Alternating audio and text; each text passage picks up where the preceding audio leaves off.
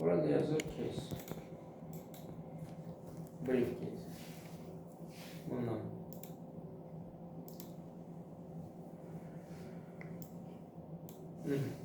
Şu an. Yani yukarıdaki indirdiler mesela. Ha? Yukarıdaki indirdiler.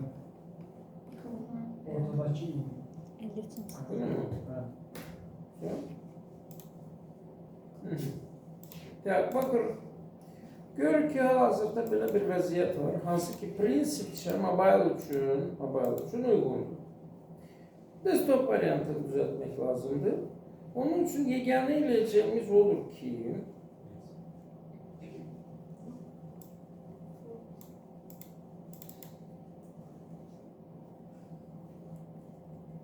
raw classlı elementə biz desktop üçün yazar ki bunun displeyi olsun flex. Çok. Bitti bu kadar.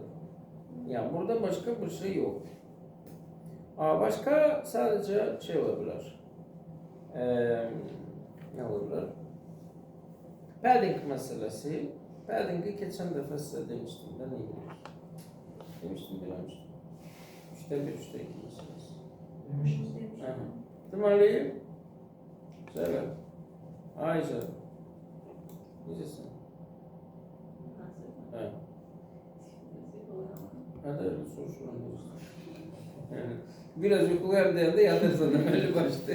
Biraz yuxuluyam deyil. Tak. Deməli, mən də yuxuluyam. Ben əsniyirəm, hiç olmazsa yatmıram. Beni sizin esnememizden yıkacaktır. Öyle mi?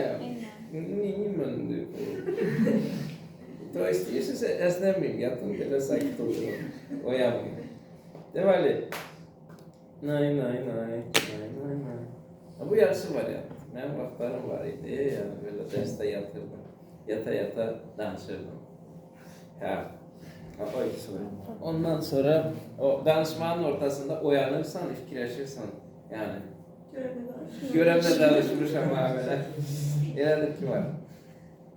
Deməli,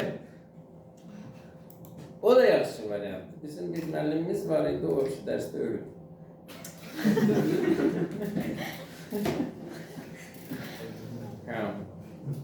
Gülməli değil, niye gülmüyorsun? Adam öldü yani, infarkt oldu, öldü. Başını oldu, böyle öldü bir şey. Abi. Gülürler ya. Benim önümde duruyor. Ben şükür edeyim. Uyandın? Esas oydu yani. Ne oldu? Tamam ettim. Başka söz değil de ben söyleyeyim. Tak, padding. Orada 50 neçəydi, 50 neçə prosto şey. O 6'ya bölünmür, onun için olsun 48. 48'i mən 3'e bölə bilirəm. Neyəcəm? Mən rova, yox, bu biraz şey olacaq. Çünki ola bilsin ki, başqa yerlərdə də rov klasından istifadə elədim. Onun için buna mən bir dənə ad verəcəm. ID zad. Ki konkret olarak ID'ye şey eləmək mümkün olsun. Buna deyəcəm ki, bunun ID'si olsun misal üçün 3 tane artikel. Evet, onun için. Burada mesela üçün də ID'lərin adını burada yazıram ki, artikel üçün padding'i olsun 48 3'e bölündüğüm şey 16. Deməli 16'nın 2 katı buradadır. Article'ın içindeki article'ların ise padding'i olacak 16 piksel. Tamam. O 16 ne geçen rəqəmdir. Bunu yemin də verə bilərik. Tamam. Özdeki ancak sağdan soldan. Yukarıdan aşağıdan. Sağ solu karşılamarıq.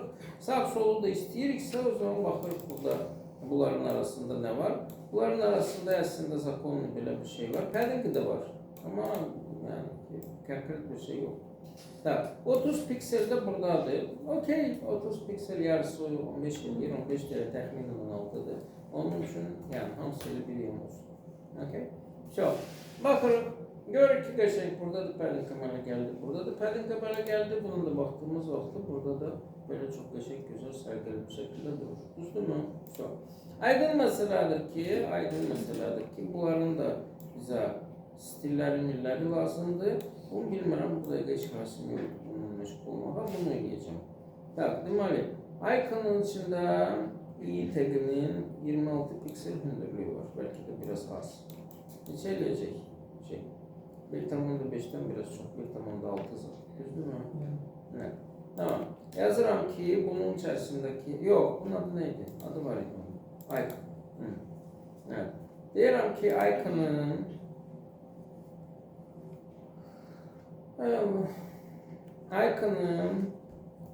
böyle ne? Font size olacak 1.6 1. 2 color'ı olacak ne? Yaşıl. Başka nasıl olacak? Budur вообще ya. Icon değil. İyi. Aha.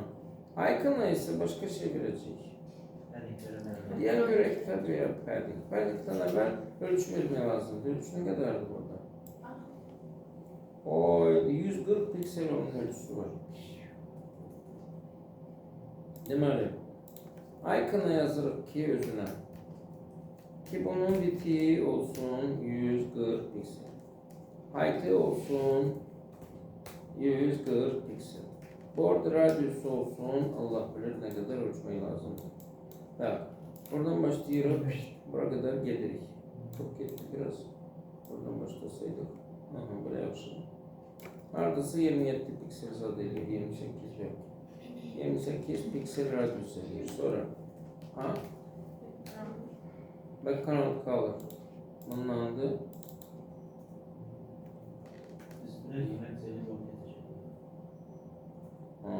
diğer ki display flex'eli bunu ortaya salır. Bu arada 1.5 azdı. Çok azdı. Ben hiç ölçmüştüm onu be.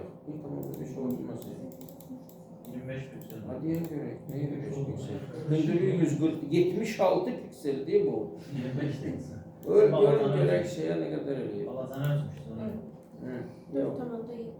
4 tamamda yetti. Tamam. 4 biraz. Bu başka mesele. Okey. Başka mesele. Şimdi bunu değiller ortaya getirmek için biz gerek bunun displayini eləyək. Flex. Değil mi? Ondan sonra bunu tam ortaya getirmek için İki tane dance Justify Content Center ve Align Items Center verməliyik buna. Ya da ki Margin Auto verməliyik buna. So. Okay? Ama bunun özünü de merkeze vermək lazımdır. Onun için ne verəcəyik? Margin Auto verəcəyik. Tamam. So. Ve salam şu tamam. Bunları da həllələdik. Burada bunlar necə görsənir, burada bunlar belə görsənir. Ama Align Select vermem var. Kimə? Bayağı Mersin altı yerine Align Select. O zaman sadece horizontal olarak gelecek. Bize hem gelecek hem lazım. Bu əvəzinə, bunun əvəzinə olmaz çünkü bu flex. Bu blok gibi bir şeydir. Yani align, text align center var. Bu text değil artık. Tamam. Inline olsaydı inline değil artık. Flex'ti. Özdeki o zaman bizde var. Yok. O zaman bura vermeliydik text align center. Daha önce verdik de yani. Olar. Onda bunu inline flex eləməliysən, buna da text align center verməlisən.